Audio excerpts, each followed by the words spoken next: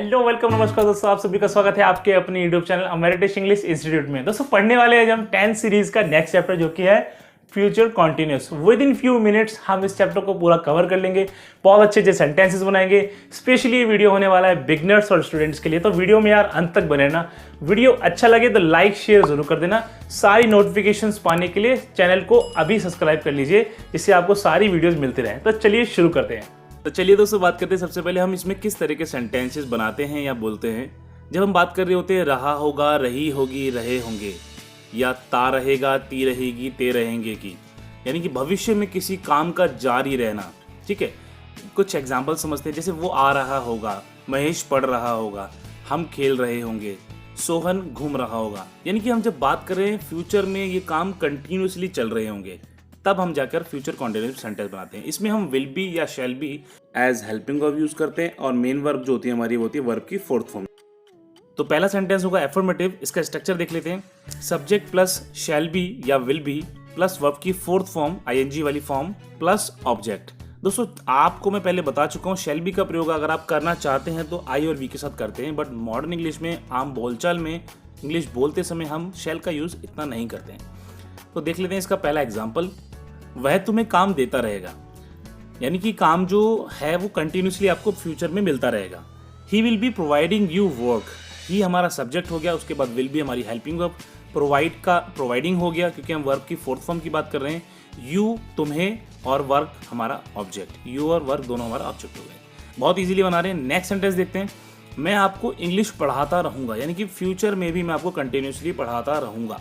ठीक है दोस्तों, कैसे बनाएंगे? I will be teaching you English, यानी कि सब्जेक्ट हमारा हो गया आई, उसके बाद विल बी हेल्पिंग वर्ब और टीचिंग हमारा आईएनजी वाली फॉर्म हो गई पढ़ाने के लिए, यू और इंग्लिश हमारा ऑब्जेक्ट हो गया। इसकी जगह पे हम चाहें तो बोल सकते हैं I shall be teaching you English, है ना इजी।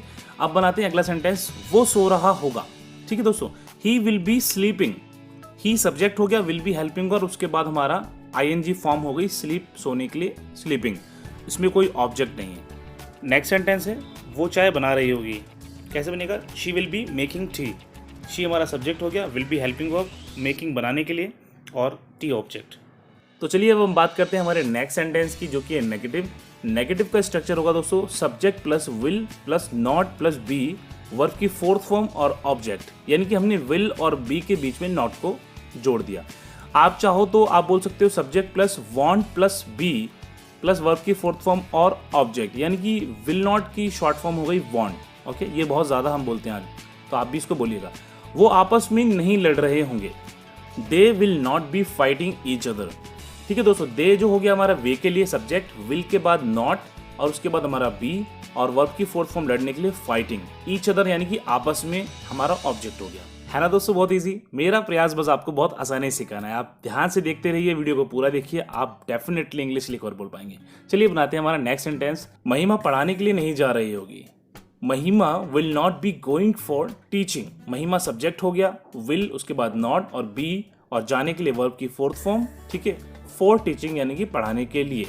फोर के बाद दोस्तों हमेशा वर्ब की फोर्थ फॉर्म ही लगाई जाती है, इसीलिए हमने यहाँ लिखा फॉर टीचिंग। अगला सेंटेंस देखते हैं। मैं बैठा नहीं रहूंगा।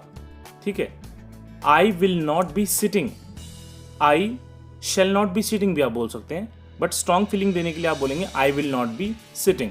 ठीक है, आई सब्जेक्ट हो गया, विल उसके बाद नॉट और बी उसके बाद हमारा वर्ब की फोर्थ फॉर्म बैठने के लिए सिटिंग। एक और सेंटेंस देखते हैं।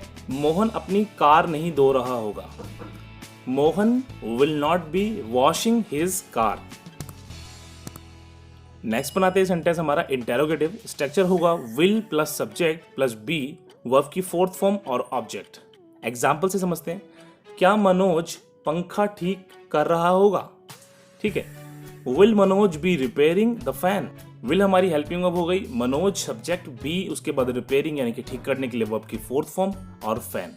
है ना इजी। एक और अच्छा सेंटेंस बनाते हैं। क्या अमेरिका भारत का समर्थन कर रहा होगा?